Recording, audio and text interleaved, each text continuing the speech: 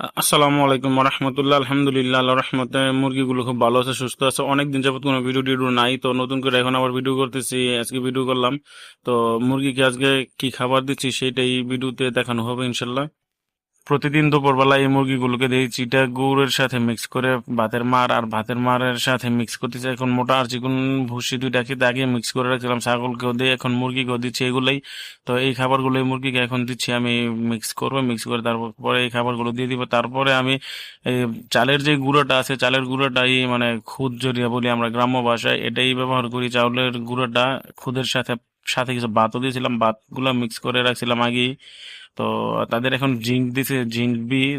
কারণ zinc B দেওয়ার কারণ হচ্ছে মুরগিগুলো আবদ্ধ অবস্থায় থাকে, যার কারণে তারা সবুজ শাকসবজি খেতে পারে না। আর সবুজ শাকসবজি খেতে না পারলে তো তাদের জিঙ্কের ঘাটতি পূরণ হবে না। যার কারণে এক্সট্রা করে ওষুধের মাধ্যমে জিঙ্ক তাদের দিয়ে দিলাম পানির সাথে মিশাইয়া। আর এই মুরগির বাচ্চাগুলো মাশাআল্লাহ পুষ্টপুষ্ট আছে, কিছুদিন পরে বিক্রি হবে ইনশাল্লাহ। যাদের লাগে যোগাযোগ করবেন। ধন্যবাদ। আসসালামু আলাইকুম রহমতুল্লাহ।